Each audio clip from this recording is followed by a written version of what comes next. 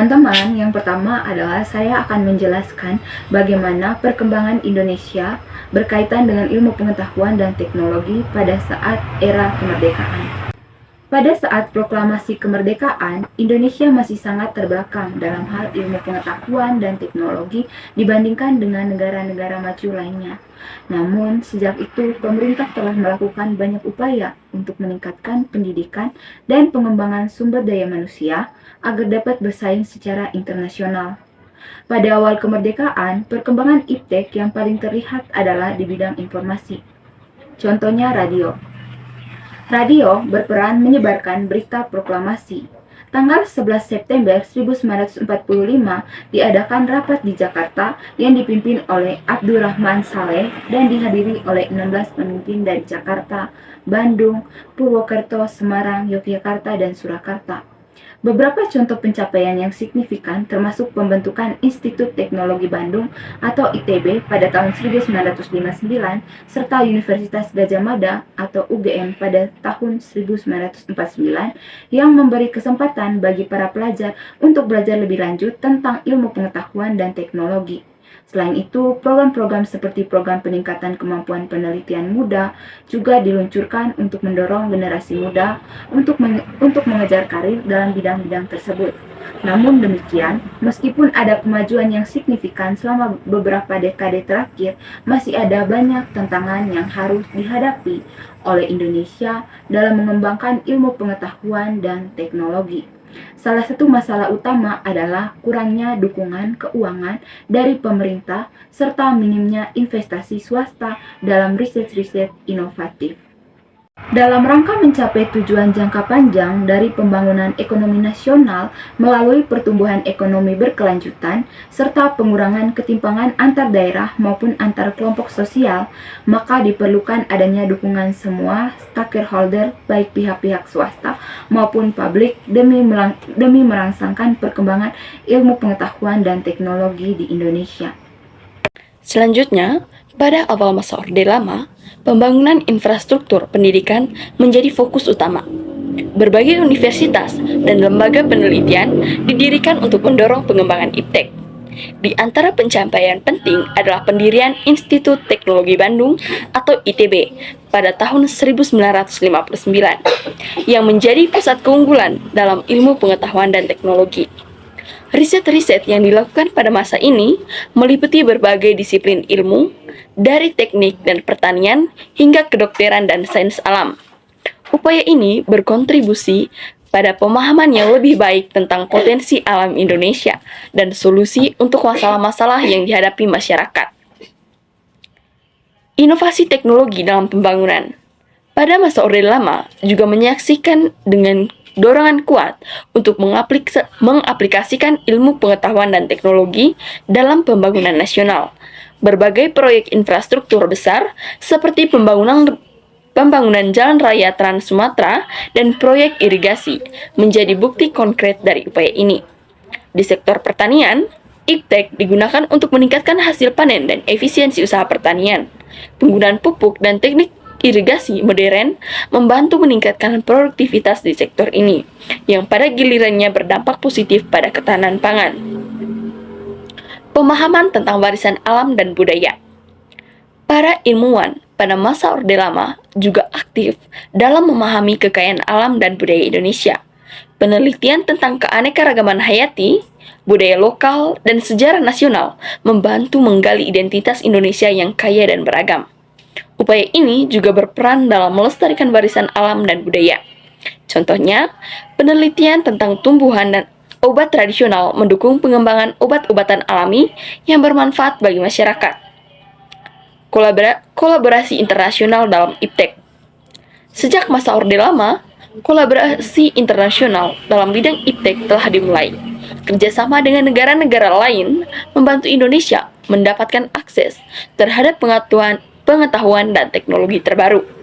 Banyak ilmuwan Indonesia mendapatkan kesempatan untuk belajar di luar negeri dan membawa kembali pengetahuan yang berharga. Yang berikut, pada masa Orde Baru pula, Indonesia Televisi mulai menyebar luas. TVRI lahir berdasarkan SK Merpen tahun 1961 untuk menanyakan semua kegiatan kejuaraan Asia Games keempat di Jakarta. Proyek ini ditangani oleh perusahaan elektronika Japan Nippon Electric Company. TVRI berhasil mengudarakan pada acara liputan 17 Agustus di Istana Negara. Tanggal 24 Agustus 1962, TVRI diresmikan oleh Presiden Soekarno. Pada masa Orde Baru, Indonesia membangun sistem komunikasi satelit domestik SKSD Palapa. SKSD Palapa adalah sistem satelit komunikasi yang dikendalikan oleh Sistem Satelit Komunikasi Pengendalian Bumi yang dibuat oleh HATS. Permutel Indonesia. Nama Palapa ini diambil dari Sumpah Gajah Mada yang akan mempersatukan Nusantara. SKSD Palapa dibangun pada tahun 1974 sampai 1976 dengan SKSD Palapa dibangun pada tahun 1947 sampai 1976 dengan peluncuran generasi 1 sampai A1. Sampai pada tahun 1996 sudah generasi 3 dengan kode C2 yang jarak jangkauannya dari Irian sampai Vostok atau Rusia, dari Australia sampai Selandia Baru.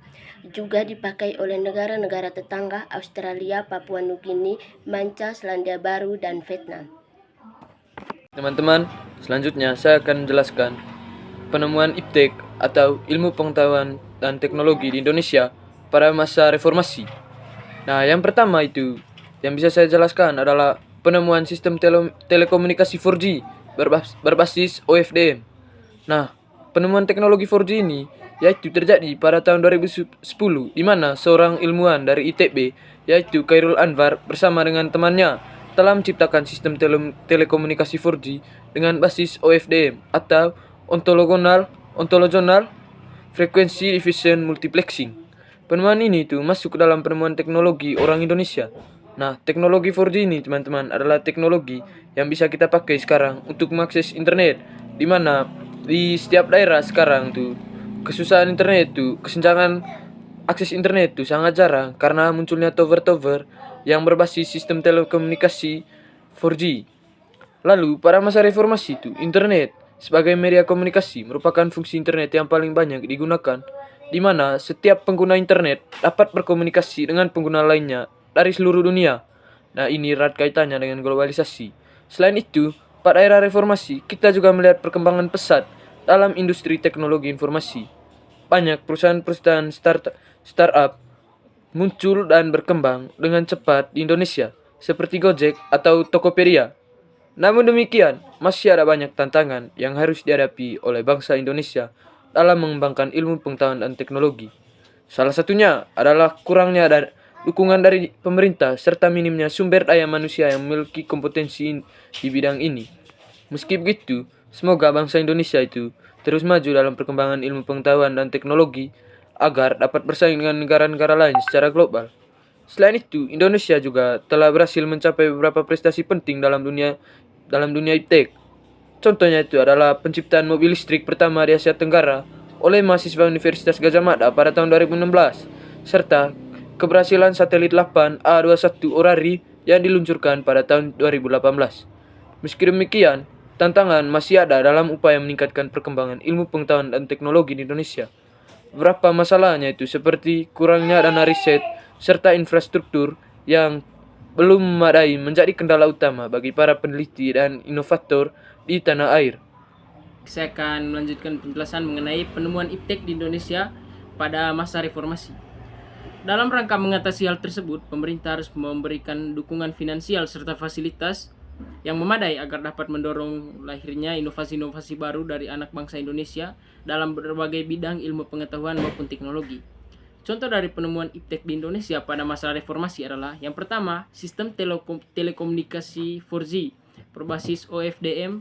Pada tahun 2010, seorang ilmuwan dari ITB, Khairul Anwar, bersama dengan temannya telah menciptakan sistem telekomunikasi 4G dengan basis OFDM. Orthogonal Frequency Division Multiplexing.